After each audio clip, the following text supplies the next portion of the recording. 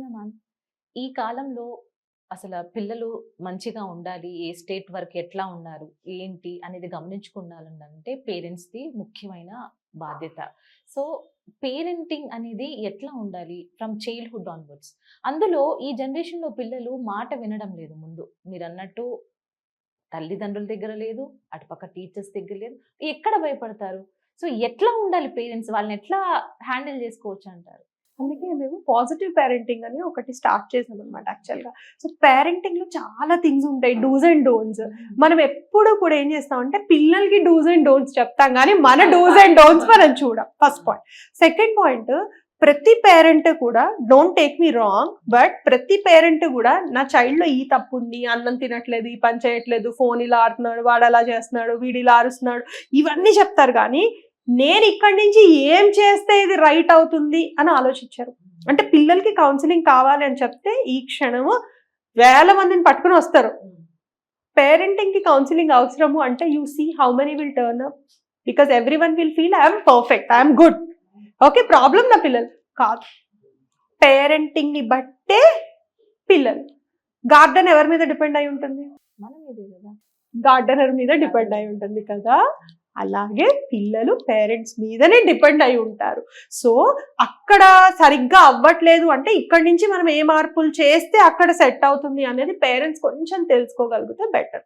అయితే ఒకప్పటికి ఇప్పటి జనరేషన్ కి చాలా డిఫరెన్స్ ఉంది. Individual mind sets. 1 ఇయర్ పిల్లల్ని ఆపలేకపోతున్నాం మ్యామ్. అసలు ఏడుస్తారు, అల్లరి చేస్తారు, ఏదైనా వాళ్ళ ఇష్టం. Positively engaging them matters a lot. పసి పిల్లల్ని వదిలేయండి. ఇప్పుడు ఒక 5th క్లాస్ 4th క్లాస్ వచ్చినప్పటి నుంచి కూడా, ఒకప్పుడు టీన్స్ అంటే 13, ఇప్పుడు 11 ఇయర్స్ వచ్చినప్పటి నుంచి కూడా you need to consider them to be teens. First point.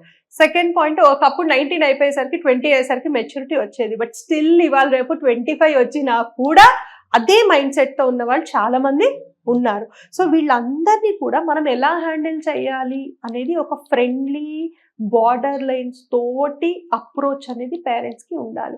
కానీ చాలా మంది ఏమనుకుంటారంటే we are giving a lot to them, మేము అన్ని కొనిస్తున్నాము, అన్ని చేస్తున్నాం, వాళ్ళు చదువుకోవాలి, వాళ్ళు ఇచ్చేయాలి అంటే, అలా ఉంటే వాళ్ళ పిల్లలని అనం కదా. వాళ్ళకి అంత సెల్ఫ్ డిసిప్లిన్ ఉండేవాళ్ళు ఎక్కడో ఒక 0.1% ఉంటే చాలా గొప్ప. కాబట్టి don't expect too much from kids. Kids బాగుపడాలి అంటే మనం ఎఫర్ట్ పెట్టాల్సిందే. ఒక మొక్క నాటాము అంటే అడ్డదిడ్డంగా పెరిగే మొక్క అయితేనే మనం ఏ ఎఫర్ట్ పెట్టకుండా ఉంటే దానంతట అది పెరిగి చాలా పెద్దది అవుతుంది, అది పీకాలన్నా పోదు. కానీ అదే ఒక రోజ్ ప్లాంట్, ఇంకొక బ్యూటిఫుల్ ఫ్లవర్, ఇంకొక ఫ్రూట్ ప్లాంట్ పెడితే దానికి ఎంత కేర్ తీసుకుంటే అది అవుతుంది. పోనీ అది పెరిగింది, అప్పుడైనా వదిలిపెట్టగలుగుతామా దాన్ని?